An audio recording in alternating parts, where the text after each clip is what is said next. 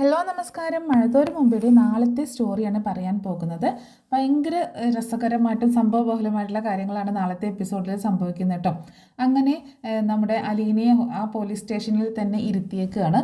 ആ പോലീസ് സ്റ്റേഷനിൽ ഇരുത്തുന്ന സമയത്ത് നമ്മുടെ SI ചെന്നിട്ട് CIയോട് പറയുന്നുണ്ട്, സർ അവൾ പരാതി എഴുതി തരാൻ തയ്യാറാവുന്നില്ല, പരാതി എഴുതി തന്നിട്ട് അവളെ വിട്ടാൽ മതി എന്ന് പറഞ്ഞിട്ട് താഴെ കൊണ്ടുപോയി ഇരുത്തിയിട്ടുണ്ട് എന്നുള്ള കാര്യം പറയുമ്പോൾ CI പറയുന്നുണ്ട് അവൾ അവിടെ ഇരിക്കട്ടെ, എന്താണെങ്കിലും അവളെ കൊണ്ട് പരാതി എഴുതി വാങ്ങിപ്പിച്ചിട്ട് അവളെ ഇവിടെ നിന്ന് പറഞ്ഞയക്കാവൂ എന്ന് പറയാണ്.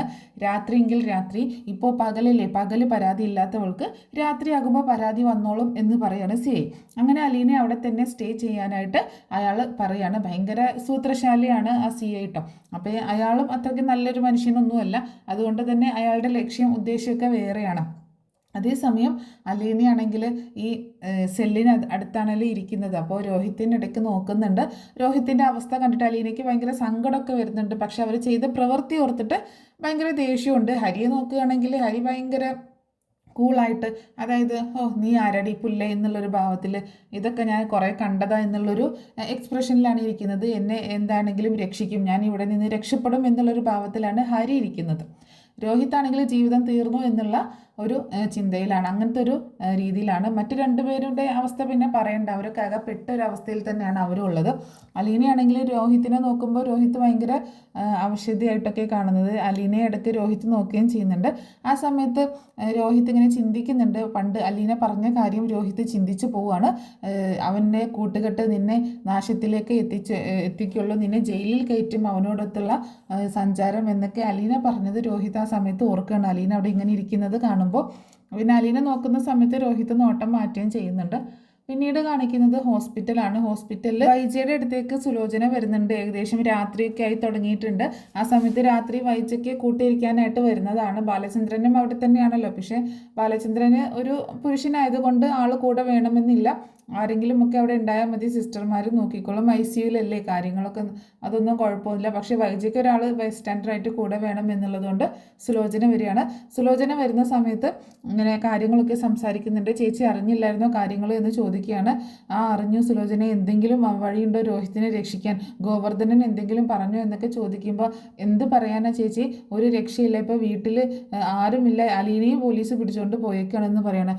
അലീനയും പോലീസ് പിടിച്ചുകൊണ്ട് പോയേക്കാണെന്നോ, എന്തിന്, അപ്പോൾ വീട്ടിൽ ആരാണുള്ളത്, വീട്ടിൽ കൃഷ്ണയും ബബിതയും മാത്രമേ ഉള്ളൂ, ഈ രാത്രിയിൽ അവർ തനിച്ചോ, അതെ ഈ രാത്രിയിൽ അവർ തനിച്ച് മാത്രമേ ഉള്ളൂ, ഇത്രയും ലേറ്റ് ആയിട്ടും അലീനയും പിടിച്ചു കൊണ്ടുപോയിട്ട് അവർ വിട്ടിട്ടില്ല എന്ന് പറയണേ. എന്തിനാണ് അവളെ പിടിച്ചു കൊണ്ടുപോയേക്കുന്നത് എന്ന് വൈജ ചോദിക്കുമ്പോൾ അന്ന് ഒരിക്കൽ അലീനയ്ക്ക് നേരെ രോഹിത്തും നമ്മുടെ ഹരിയും കൂടിയിട്ട് ഒരു റേപ്പ് അറ്റംപ്റ്റ് നടത്തിയായിരുന്നോ എന്ന് ചോദിക്കുമ്പോൾ വൈജി ഒന്ന് പതറി പോകുന്നുണ്ട് കേട്ടോ.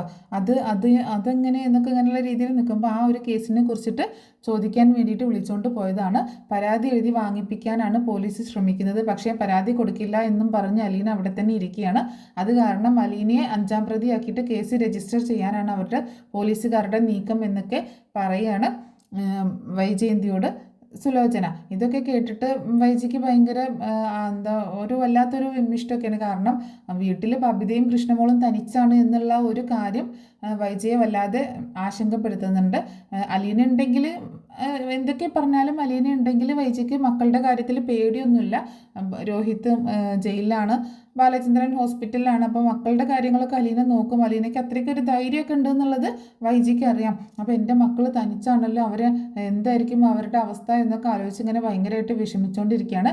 അത് സാരമല്ല, ഞാൻ ചേട്ടനോട് പറഞ്ഞിട്ടുണ്ട് അങ്ങോട്ടേക്ക് ചെല്ലാനായിട്ട്, തൽക്കാലം കുട്ടികൾ പേടിച്ചിരിക്കുകയല്ലേ, അതുകൊണ്ട് അങ്ങോട്ടേക്ക് ചെല്ലാനായിട്ട് പറഞ്ഞിട്ടുണ്ട് എന്ന് പറയുമ്പോൾ അപ്പോൾ ഗോവർദ്ധനോട് പറയണം അവരോട് വാതിലൊക്കെ അടച്ച് അകത്തിരിക്കാൻ, എന്ത് തന്നെ വന്നാലും എങ്ങോട്ടും പുറത്തേക്ക് ഇറങ്ങരുതെന്ന് പറയണം എന്നൊക്കെ വൈജ പറയണം. അല്ലെങ്കിൽ ഒരു കാര്യം ചെയ്യും, ഗോവർദ്ധനോട് അവരെ ഇങ്ങോട്ടേക്ക് കൂട്ടിക്കൊണ്ടുവരാൻ പറ, ഇവിടെ നിൽക്കാം എന്ന് പറയുമ്പോൾ ഇവിടെ അങ്ങനെ ഒരുപാട് പേരെ ഒന്നും നിർത്തില്ലല്ലോ ചേച്ചി, 2 പേരെയല്ലേ നിർത്തുള്ളൂ, എന്നാൽ പിന്നെ അവരോട് കൊല്ലപ്പള്ളിയിലേക്കൊന്ന് പോകാൻ, അവരെ ഒന്ന് കൊല്ലപ്പള്ളിയിലേക്ക് കൊണ്ടാക്കാൻ പറ എന്ന് പറയുമ്പോൾ ആ വീട് വിട്ട് എങ്ങോട്ടും പോകാൻ പറ്റത്തില്ല ചേച്ചി, അത്രയും ഒരു സിറ്റുവേഷനാണ് ഇപ്പോൾ നിലനിൽക്കുന്നത് എന്ന് പറയണം സുലോചന.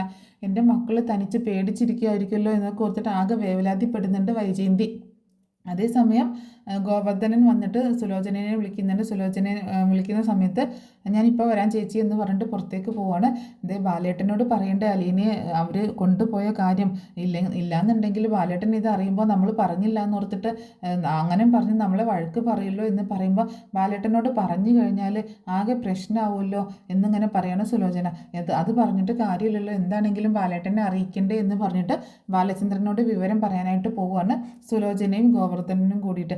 അതേസമയം വീട്ടിലാണെങ്കിൽ കൃഷ്ണ ആകെ പേടിച്ചിരിക്കുക കേട്ടോ. രാത്രിയായിട്ടും അലീന വന്നിട്ടില്ല. വീട്ടിലാണെങ്കിൽ ബബിത റൂം അടച്ചിരിക്കുന്നു. അവൾക്കാണെങ്കിൽ പേടിയായിട്ട് വയ്യ. കൃഷ്ണയ്ക്ക് ഭയങ്കര പേടിയാണ്, എന്താ ഇപ്പം ചെയ്യേണ്ടതെന്ന് അറിയത്തില്ല. അങ്ങനെ കൃഷ്ണ ഫോൺ എടുത്തിട്ട് രേവതിക്കുട്ടീനെ വിളിക്കുന്നുണ്ട്. അപ്പോൾ രേവതിക്കുട്ടി പറയുന്നുണ്ട്, കൃഷ്ണമോള് പേടിക്കണ്ട കേട്ടോ, ഞാൻ ഇങ്ങനെ ചേച്ചി ഇറക്കാൻ വേണ്ടിയിട്ട് ശ്രമിച്ചുകൊണ്ടിരിക്കുകയാണ്, ഞങ്ങളിപ്പോൾ പാലാലേക്ക് വന്നുകൊണ്ടിരിക്കുകയാണ് എന്ന് പറയുന്നുണ്ട്. അപ്പോൾ ഞങ്ങൾ ഒരു DVSPയെ കണ്ടിട്ടുണ്ട്, പാലായിലെ DVSPയെ കണ്ടിട്ടുണ്ട്, അദ്ദേഹത്തെയും കൂട്ടിയിട്ട് അങ്ങോട്ടേക്ക് വന്നുകൊണ്ടിരിക്കുകയാണ് എന്നുള്ള കാര്യം പറയണം. അദ്ദേഹത്തെ കാണാൻ പോവുകയാണ് എന്നുള്ള കാര്യം പറയുന്നുണ്ട്. പേടിക്കേണ്ട, ഞങ്ങൾ ഉടനെ തന്നെ അവിടെ എത്തും, ചേച്ചിയെ പെട്ടെന്ന് തന്നെ കൂട്ടിയിട്ട് വീട്ടിലേക്ക് വരാം എന്ന് പറയുന്നുണ്ട്. അങ്ങനെ കൃഷ്ണയ്ക്ക് അപ്പോൾ ഒത്തിരി ആശ്വാസമാകുന്നുണ്ടെങ്കിലും ഭയങ്കര പേടിയാണ്. രാത്രിയായി, വീട്ടിൽ ആരും ഇല്ലല്ലോ, ഈ 2 പെൺകുട്ടികൾ തനിച്ചല്ലേ. അപ്പോൾ അതൊക്കെ ആൾക്കാർ അറിയുമ്പോൾ അതൊക്കെ പ്രശ്നമല്ലേ. അങ്ങനെ പറഞ്ഞ് ഫോൺ വെക്കുന്നുണ്ട്. അതേസമയം രേവതിക്കുട്ടിയോട് മാമച്ചായൻ ചോദിക്കുന്നുണ്ട്, ആരാ മോളെ എന്ന് ചോദിക്കുമ്പോൾ അത് കൃഷ്ണയാണ്, അവളാകെ പേടിച്ചിരിക്കുകയാണ് വീട്ടിൽ തനിച്ചായിട്ട് എന്ന് പറയണേ. അപ്പോൾ ജോബിച്ചൻ പറയുന്നുണ്ട്, ആരാണ് കൃഷ്ണ എന്ന് ചോദിക്കുമ്പോൾ അത് ആ വീട്ടിലെ കുട്ടിയാണ്, പാവം കുട്ടിയാണ്, അവളാകെ പേടിച്ചിരിക്കുകയാണ് എന്നുള്ള കാര്യം പറയുകയാണ്. ഇപ്പോൾ ആ വീട്ടിൽ 2 പെൺകുട്ടികൾ മാത്രമേ ഉള്ളൂ. അലീന ഉണ്ടെങ്കിൽ ഒരു ധൈര്യമാണ്, അവൾ നോക്കിക്കോളും കാര്യങ്ങളെല്ലാം, അലീനയ്ക്ക് ഭയങ്കര ധൈര്യമാണ് എന്നൊക്കെ മാമച്ചായൻ പറയുന്നുണ്ട്. അങ്ങനെ ഇവരെല്ലാവരും കൂടിയിട്ട് മാമച്ചായനും അതുപോലെ രേവതിക്കുട്ടിയും ജോബിച്ചനും കൂടിയാണ് പോകുന്നത്. അങ്ങനെ പോകുന്നത് ഗ്രേസമ്മ അവരുടെ കൂടെ പോകുന്നില്ല. ഗ്രേസമ്മ വീട്ടിലിരിക്കുകയാണ്. അതേസമയം നമ്മുടെ കുര്യച്ചൻ തന്നെ നമ്മുടെ മീരയെ കൊണ്ട് DVSPയെ വിളിപ്പിക്കുന്നുണ്ടായിരുന്നു. അതിന് മുൻപ് തന്നെ ഇവർ പോകുന്നതിന് ശേഷം ഇങ്ങനെ ജോബിച്ചൻ ഇങ്ങനെ കാണാൻ വന്നിട്ടുണ്ട് എന്നുള്ള കാര്യം പറഞ്ഞിട്ട് വിളിക്കുന്നുണ്ടായിരുന്നു. കുര്യച്ചൻ്റെ ആവശ്യപ്രകാരമാണ് വിളിക്കുന്നത്. അപ്പോൾ DVSP മധുസൂദനൻ നായർ പറയുന്നുണ്ട്, മോളെ ഇതാകെ കേരളം മൊത്തം കോളിളക്കം സൃഷ്ടിക്കാൻ പോകുന്ന കേസാണ്. ഇപ്പോൾ പ്രതികളെ അറസ്റ്റ് ചെയ്തിട്ടേ ഉള്ളൂ. നാളെ ഈ കേസ് പുറത്തറിഞ്ഞു കഴിഞ്ഞാൽ ആകെ ഭയങ്കര പ്രശ്നമാകാൻ പോകുന്ന ഒരു കേസാണ്. അതിലിടപെടുമ്പോഴൊക്കെ സൂക്ഷിച്ച് ഇടപെടാൻ പറ്റത്തുള്ളൂ എന്ന് പറയണം. എന്താണെങ്കിലും അവർ വരട്ടെ, ഞാൻ സംസാരിക്കാം എന്ന് പറയുന്നുണ്ട്. അങ്ങനെ ഇവർ ഓഫീസിലേക്ക് എത്തുന്നുണ്ട്. അങ്ങനെ ഓഫീസിലേക്ക് എത്തുന്ന സമയത്ത് ജോബിച്ചൻ കാര്യങ്ങളൊക്കെ അവതരിപ്പിക്കുകയാണ്. ജോബിച്ചനോടുള്ള നീരസൊക്കെ മാറ്റി വെച്ചിട്ടുണ്ട് മധുസൂദനൻ നായർ. അപ്പോൾ അലീനയെ, രേവതിക്കുട്ടീനെയും മാമച്ചായനെയൊക്കെ പരിചയപ്പെടുത്തുകയും ചെയ്യുന്നുണ്ട്. അങ്ങനെ എന്താണെങ്കിലും നമുക്ക് പോയി നോക്കാം. ഒരു പക്ഷേ ഇപ്പം തന്നെ അവളെ വിട്ടിട്ടുണ്ടായിരിക്കും, ഇങ്ങനെ ഒരു അന്വേഷണത്തിന് വേണ്ടിയിട്ട് കൂട്ടിക്കൊണ്ട് വന്നതാണ് എന്ന് പറയുന്നുണ്ട്. അപ്പോൾ രേവതിക്കുട്ടി പറയുന്നുണ്ട്, ഇല്ല സാർ, ഇതുവരെ വിട്ടിട്ടില്ല എന്ന് പറയണം. എന്നാൽ നമുക്ക് നേരെ സ്റ്റേഷനിലേക്ക് പോകാമെന്ന് പറഞ്ഞിട്ട് അവരെല്ലാവരും കൂടിയിട്ട് സ്റ്റേഷനിലേക്ക് പോവുകയാണ്. അതേസമയം സ്റ്റേഷനിൽ നമ്മുടെ ബാലകൃഷ്ണ പണിക്കരുണ്ടല്ലോ, CI ബാലകൃഷ്ണ പണിക്കർ അവിടേക്ക് സ്റ്റേഷനിലേക്ക് മഫ്തി വേഷത്തിൽ വരുന്നുണ്ട് കേട്ടോ. പോലീസ് യൂണിഫോമിലല്ല, മഫ്തിയിലാണ് വരുന്നത്. അപ്പോൾ അവിടെ ഉള്ളവരൊക്കെ ചോദിക്കുന്നുണ്ട്, സാർ എന്താ മഫ്തിയിൽ എന്ന് ചോദിക്കുമ്പോൾ ഒരു അത്യാവശ്യ കാര്യമുണ്ട്, ആ പെണ്ണിനെ ഒന്ന് ചോദ്യം ചെയ്യാനായിട്ട് വന്നതാണ് എന്ന് പറയാണ്. അങ്ങനെ കീർത്തി ആ പെണ്ണിനെ മുകളിലോട്ട് കൊണ്ടുപോവാ എന്ന് പറയുന്നുണ്ട്. അപ്പോൾ ഇയാൾ കയറി പോകുന്ന സമയത്ത് അലീനയെ ഇങ്ങനെ വളരെയധികം രൂക്ഷമായിട്ട് നോക്കുകയും ചെയ്യുന്നുണ്ട്, ഒരു കണ്ണിങ്ങായിട്ട് നോക്കുകയും ചെയ്യുന്നുണ്ട്. അങ്ങനെ കീർത്തി പറയുന്നുണ്ട്, സാർ അത് വേണോ, രാത്രിയിലല്ലേ എന്ന് ചോദിക്കുമ്പോൾ അതിനെന്താ, ഞാനിപ്പോൾ അവളെ ചോദ്യം ചെയ്യാനായിട്ട് വന്നതാണ് എന്ന് പറയുന്നുണ്ട്. അങ്ങനെ അയാൾ മുകളിലോട്ട് കയറി പോവാണ്. പിന്നീട് കീർത്തി അലീനയും കൂട്ടിയിട്ട് വാടി എന്ന് പറഞ്ഞുകൊണ്ട് വിളിച്ചുകൊണ്ട് പോകുന്നുണ്ട്. അതേസമയം രോഹിത്തിനെ ഒന്ന് നോക്കുന്നുണ്ട് കേട്ടോ അലീന. രോഹിത്താണെങ്കിൽ ആകെ ഡെസ്പായിട്ട് അവിടെ അങ്ങനെ താഴെ ഇരിക്കുകയാണ്. ഹരിയാണെങ്കിൽ ഹരിയുടെ മുഖത്തൊരു പുച്ഛ ചിരി വരുന്നുണ്ട്. അപ്പോൾ അയാളിങ്ങനെ വന്നിട്ട് അലീനയെ രാത്രിയിൽ അങ്ങോട്ടേക്ക് വിളിച്ചു കൊണ്ടുപോകുമ്പോൾ ഒരു വല്ലാത്തൊരു ചിരി വരികയാണ് ഹരിക്ക്. അങ്ങനെ എന്താണെങ്കിലും അലീനയെ മുകളിലേക്ക് കൂട്ടിക്കൊണ്ടുപോവാണ് ആ CI. അങ്ങനെ മുകളിലെ റൂമിലേക്ക് എത്തിയ സമയത്ത് ഇങ്ങനെ അലീനയോട് പറയുന്നുണ്ട്, ഇങ്ങോട്ടേക്ക് മാറി നിൽക്കടി എന്ന് പറഞ്ഞിട്ട് ഒരു മതിലിനോട് ചാരിയിട്ട് അവൾ അവിടെ ഇങ്ങനെ നിർത്തുകയാണ്. എന്നിട്ട് ചോദിക്കുന്നുണ്ട്, എന്താടി നിനക്ക് പരാതി തരാൻ ഇത്രയ്ക്ക് ബുദ്ധിമുട്ട് എന്ന് ചോദിക്കുമ്പോൾ, സാർ എനിക്ക് പരാതി തരാതിരിക്കാനും അവകാശമുണ്ട് എന്ന് പറയണം. അതെന്താടി നിനക്ക് പരാതി തന്നാൽ, നിന്നെ അത്രയ്ക്കും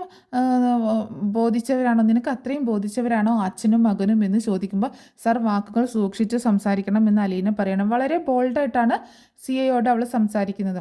അപ്പോൾ CI ആണെങ്കിൽ, നീ ആൾ കൊള്ളാലോടി, അച്ഛനെ മാത്രമല്ല മകനെ വശീകരിച്ച് വെച്ചേക്കാണല്ലേ, വെറുതെ അല്ല ആ വീട്ടിൽ ഇത്രയൊക്കെ പ്രശ്നങ്ങൾ നടക്കുന്നത്. ഇത്രയൊക്കെ പ്രശ്നങ്ങൾ ഉണ്ടായിട്ട് നീ ആ വീട്ടിൽ നിന്നും പോകുന്നില്ലല്ലോടി, നിന്നെ അയാൾ വിടുന്നില്ല അല്ലേ, അയാൾക്ക് നിന്നെ അത്രയ്ക്ക് അങ്ങോട്ട് പിടിച്ചെന്നാണ് തോന്നുന്നത് എന്നൊക്കെ പറഞ്ഞ് ബാലചന്ദ്രനും അലീനയും തമ്മിലുള്ള ബന്ധത്തെക്കുറിച്ച് വളരെ മോശമായിട്ട് സംസാരിച്ചുകൊണ്ടിരിക്കുമ്പോൾ അലീന പറയുന്നുണ്ട്, സാറ് സൂക്ഷിച്ച് സംസാരിക്കണം, ഞാൻ അച്ഛനായിട്ട് കാണുന്ന വ്യക്തിയാണത്, അദ്ദേഹം എന്നെ ഒരു മകളായിട്ടാണ് കാണുന്നത്, അതല്ലാതെ സാർ ഉദ്ദേശിക്കുന്ന തരത്തിലുള്ള യാതൊരു ബന്ധവും ഞങ്ങൾ തമ്മിലില്ല, ഞാനും എൻ്റെ സഹോദരനായിട്ടാണ് ഞാൻ രോഹിതിനെ കാണുന്നത് എന്ന് പറയണം. ഓ, സഹോദരനായിട്ട് കണ്ടിട്ടാണോടി അവൻ നിന്നെ റേപ്പ് ചെയ്യാനായിട്ട് വന്നത്, അത് അവൻ്റെ മനസ്സിൽ കുഴപ്പം കൊണ്ടാണ്, അവന് കാര്യങ്ങളൊന്നും അറിയാത്തത് കൊണ്ടാണ്, അതുകൊണ്ടാണ് അവൻ അങ്ങനെ ചെയ്യാൻ ശ്രമിച്ചത്, പക്ഷേ ഞാൻ അതിന് നിന്ന് കൊടുത്തിട്ടില്ല എന്ന് പറയണം.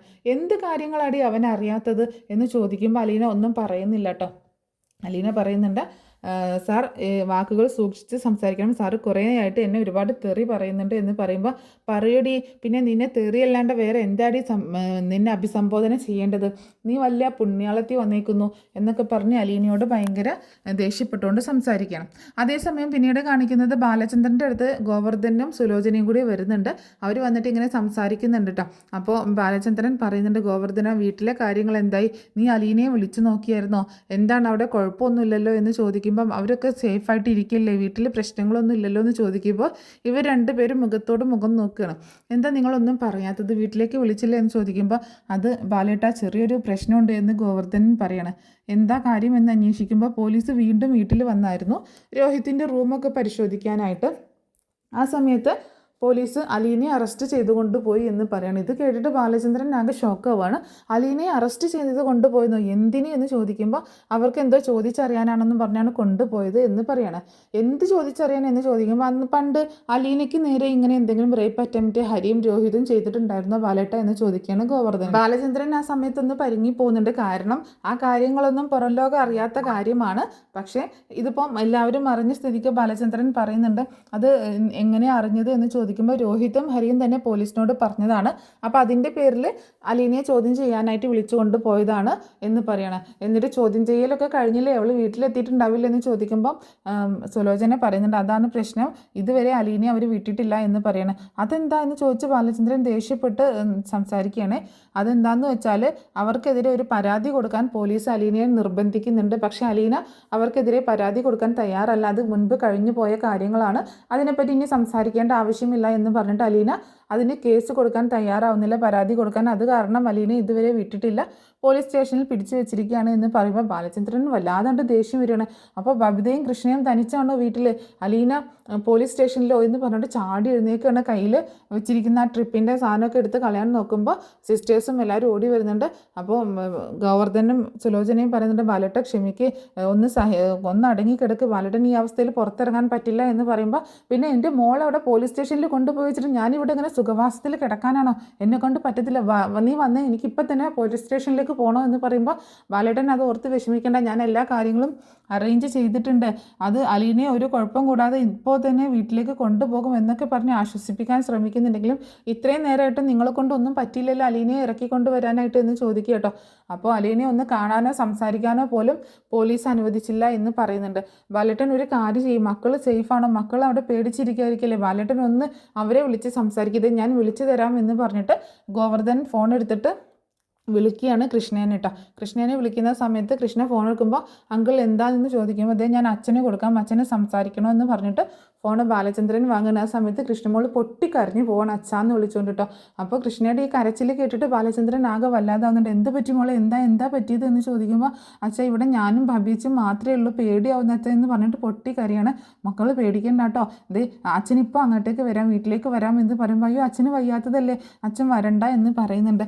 സാരമില്ല, അച്ഛൻ എങ്ങനെയെങ്കിലും വരാം, അല്ലെങ്കിൽ ഗോവർദ്ധൻ അങ്കിളെ വിടാട്ടോ എന്നൊക്കെ പറഞ്ഞിങ്ങനെ ആശ്വസിപ്പിക്കുന്നുണ്ട്. എന്താ മോളെ എവിടെ ഉണ്ടായത്, അലീന ചേച്ചി എന്തിനാണ് പിടിച്ചുകൊണ്ട് പോയതെന്ന് ചോദിക്കുമ്പോൾ എനിക്കറിയില്ല അച്ഛാ, അലീന ചേച്ചി അവർ പിടിച്ചുകൊണ്ട് പോയി, ഇതുവരെ വിട്ടിട്ടില്ല, പക്ഷേ അച്ഛൻ പേടിക്കൊന്നും വേണ്ട, ഒരു കുഴപ്പമുണ്ടാവത്തില്ല, ഞാൻ രേവതിക്കുട്ടി ചേച്ചി വിളിച്ചിട്ടുണ്ടായിരുന്നു, അവർ ഇങ്ങോട്ടേക്ക് പാലായിലേക്ക് വന്നിട്ടുണ്ട്, ഏതോ DVSPയെ കാണാനായിട്ട് പോവുകയാണെന്നാണ് പറഞ്ഞത്, അലീന ചേച്ചി ഇറക്കി കൊണ്ടുവരുമെന്ന് എനിക്ക് വാക്ക് തന്നിട്ടുണ്ട് എന്നിങ്ങനെ പറയാണ് കൃഷ്ണ.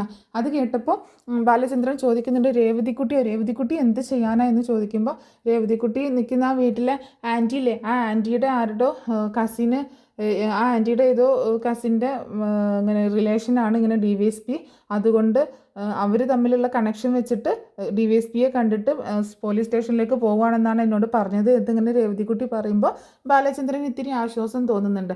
അങ്ങനെ ശരി മോളെ, ഇതേ അച്ഛനോ അല്ലെങ്കിൽ ഗോവർദ്ധൻ അങ്കിളോ ഇപ്പോൾ അങ്ങോട്ടേക്ക് വരും എന്ന് പറയാണ്.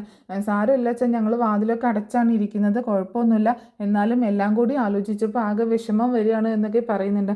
സാരമില്ല മോള് വിഷമിക്കേണ്ട എന്ന് പറഞ്ഞിട്ട് ഫോൺ വെക്കുകയാണ്. അതിനുശേഷം ബാലചന്ദ്രൻ പറയുന്നുണ്ട്, താനൊന്ന് വീട്ടിലേക്ക് ചെല്ല്, എന്നിട്ട് മക്കളുടെ അടുത്തേക്ക് ഒന്ന് ചെല്ല്, അവർ സേഫാണ് ഒന്ന് നോക്ക്. അതിനുശേഷം ഇവിടെ ആരെങ്കിലും ഒരാൾ മതിയല്ലോ, അല്ലെങ്കിൽ സുലോചന ഒന്ന് അങ്ങോട്ടേക്ക് ചെല്ലാമോ എന്നൊക്കെ ചോദിക്കുന്നുണ്ട്. ബാലേട്ടൻ വിഷമിക്കേണ്ട, അതൊക്കെ ഞങ്ങൾ നോക്കിക്കോളാം എന്ന് പറയാണ് സുലോചനയും ഗോവർദ്ധനും. അതേസമയം രേവതിക്കുട്ടിയും മാമച്ചായനും നമ്മുടെ മധുസൂദനൻ നായരും ജോബിച്ചനൊക്കെ കൂടി പോലീസ് സ്റ്റേഷനിലേക്ക് എത്തുകയാണ്. അപ്പോൾ പെട്ടെന്ന് DYSP രാത്രിയിൽ കയറി വരുന്നത് കണ്ടപ്പോൾ ആ പോലീസുകാരൊക്കെ ഒന്ന് അന്താളിക്കുന്നുണ്ട്. അവർ പെട്ടെന്ന് തന്നെ സല്യൂട്ട് അടിക്കുകയാണ്. അപ്പോൾ DYSP അവർ ചുറ്റും നോക്കിയിട്ട് പറയുന്നുണ്ട്, ഇവിടെ ആ കുട്ടിയൊന്നും ഇല്ലല്ലോ, അതിനെ പറഞ്ഞു വിട്ടിട്ടുണ്ടായിരിക്കും എന്നിങ്ങനെ പറയാണ് മാമച്ചായനോട്. അപ്പോൾ രേവതിക്കുട്ടി പറയുന്നുണ്ട്, ഇല്ല സാർ, പറഞ്ഞയച്ചിട്ടില്ല എന്ന് പറയാട്ടോ. അപ്പോൾ അവിടെയുള്ള പോലീസുകാരോട് ചോദിക്കുന്നുണ്ട്, ഒരു പെൺകുട്ടി എന്ന് ചോദ്യം ചെയ്യാനായിട്ട് ഇങ്ങോട്ടേക്ക് വിളിച്ചു കൊണ്ടുവന്നിരുന്നല്ലോ, ആ പെൺകുട്ടി എന്തേ അതിനെ പറഞ്ഞയച്ചോ എന്ന് ചോദിക്കുമ്പോൾ പോലീസുകാരൊക്കെ ഒന്ന് ഇങ്ങനെ പരങ്ങുന്നുണ്ട് കേട്ടോ, ഒന്നും പറയുന്നില്ല. നിങ്ങളെന്താ ഒന്നും മിണ്ടാത്തത്, ചോദിച്ചത് കേട്ടില്ലേ എന്ന് ചോദിക്കുകയാണ് DYSP.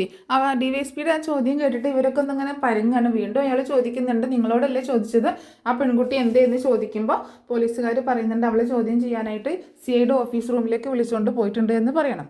അത് കേട്ടപ്പോൾ അയാൾക്ക് ഭയങ്കര ദേഷ്യം വരുന്നുണ്ട്. ഈ രാത്രിയായിട്ടും ആ പെൺകുട്ടിയെ വിട്ടിട്ടില്ല, ഇപ്പോഴും ചോദ്യം ചെയ്തുകൊണ്ടിരിക്കുകയാണ് എന്നൊക്കെ കേട്ടപ്പോൾ അവർക്ക് ദേഷ്യം വരികയാണ്. പെട്ടെന്ന് DYSP മുകളിലേക്ക് കയറി ചെല്ലുകയാണ്. അപ്പോൾ ആരോ സ്റ്റെപ്പ് കയറി വരുന്ന സൗണ്ട് കേട്ടിട്ട് ആ കീർത്തി ഉണ്ടല്ലോ വനിതാ പോലീസ്, ആ പുള്ളിക്കാരി നോക്കുമ്പോൾ CI വരുന്നത് കാണുകയാണ്. CI വന്നത് കണ്ടപ്പോൾ അവർ പെട്ടെന്ന് സല്യൂട്ട് അടിക്കുന്നുണ്ട്. അപ്പോൾ ഇവരാരെയാണ് സല്യൂട്ട് അടിക്കുന്നതെന്ന് നോക്കിയിട്ട് ആ ഗോപാലകൃഷ്ണ പണിക്കരും അങ്ങോട്ടേക്ക് നോക്കുമ്പോൾ DYSPയെ കാണുകയാണ്. DYSP കണ്ട അയാളൊക്കെ ഞെട്ടിപ്പോകുന്നുണ്ട്. DYSP ഭയങ്കര ദേഷ്യത്തിൽ അങ്ങോട്ടേക്ക് കയറി വരുന്നുണ്ട്. ഇവിടെ എന്താ നടക്കുന്നതെന്ന് ചോദിച്ചുകൊണ്ട്, അത് സാർ ഈ കുട്ടിയെ ചോദ്യം ചെയ്യാനായിട്ട് കൊണ്ടുവന്നതാണെന്ന് പറയുമ്പോൾ, ഈ രാത്രിയിലാണോ തൻ്റെ ചോദ്യം ചെയ്യൽ, താൻ എന്താ ഈ വേഷത്തിൽ ഇവിടെ, തൻ്റെ യൂണിഫോം എവിടെയെന്നൊക്കെ ചോദിച്ച് അയാളെ നന്നായിട്ട് ഹയർ ചെയ്യുന്നുണ്ട്. അയാളാകെ ഒന്ന് പരിങ്ങലിലാവുകയാണ്, എന്താ ഇപ്പം മറുപടി കൊടുക്കുക എന്നായിട്ട്. അപ്പോൾ എന്താണെങ്കിലും നീ കുട്ടി പൊക്കോളൂ എന്ന് DYSP പറയണം. അങ്ങനെ രേവതിക്കുട്ടിയും മാമച്ചായനെയും കാണുമ്പോൾ അലീന ആകെ വണ്ടറടിക്കുന്നുണ്ട്. നിങ്ങളെങ്ങനെ ഇവിടെ എത്തി എന്നുള്ള രീതിയിൽ അതൊക്കെ പറയാൻ ചേച്ചി വീട്ടിലെത്തിയിട്ട് പറയാമെന്ന് രേവതിക്കുട്ടി പറയാണ്. അങ്ങനെ ആ സമയത്ത് അലീന ആ DYSPയോട് പറയുന്നുണ്ട്, സാർ ഒരു സംശയം ചോദിച്ചോട്ടെ. എന്താണെന്ന് ചോദിക്കുമ്പോൾ, ഈ പോലീസുകാർക്ക് ലാത്തി കൊടുത്തിരിക്കുന്നത് പെൺകുട്ടികളുടെ നെഞ്ചിൽ കുത്തി കളിക്കാനാണോ എന്ന് ചോദിക്കുമ്പോൾ ആ CI ആകെ ഇല്ലാണ്ടായി പോവാണ്. പിന്നീട് നിങ്ങൾ പൊക്കോളൂ എന്ന് പറഞ്ഞിട്ട് DYSP അവരെ പറഞ്ഞേക്കും. അവിടെ CI നന്നായിട്ട് വഴക്ക് പറയുകയും ചെയ്യുന്നത്. താഴേക്ക് ഇറങ്ങുമ്പോൾ ഇവരിങ്ങനെ കേൾക്കുന്നുണ്ട് ഹയർ ചെയ്യുന്നത്, CIയുടെ നേരേക്ക് ഹയർ ചെയ്യുന്നത്. അപ്പോൾ എന്താണെങ്കിലും അലീനയെ രക്ഷിക്കാനായിട്ട് നമ്മുടെ രേവതിക്കുട്ടിയും മാമച്ചായനും ജോബിച്ചനും കൂടിയിട്ടാണ് എത്തിയിട്ടുള്ളത്. അങ്ങനെ രേവതിക്കുട്ടിയെ രക്ഷിച്ച് അവർ വീട്ടിലേക്ക് കൂട്ടിക്കൊണ്ട് പോകുന്നുണ്ട്. അലീനയെ രക്ഷിച്ച് വീട്ടിലേക്ക് കൂട്ടിക്കൊണ്ട് പോകുന്നുണ്ട്. വീട്ടിലാക്കിയതിന് ശേഷം രേവതിക്കുട്ടിയും മാമച്ചായനും ജോബിച്ചനും കൂടെ തിരിച്ച് അവരുടെ വീട്ടിലേക്ക് തന്നെ പോവുകയാണ്. അതായത് ജോബിച്ചനെ തിരിച്ച് ജോബിച്ചൻ്റെ വീട്ടിലാക്കിയതിന് ശേഷം ഗ്രേസമ്മയെ കൂട്ടിയിട്ട് തിരിച്ച് അവർ പാലാരിവട്ടത്തിന് പോവുകയും ചെയ്യുന്നുണ്ട്.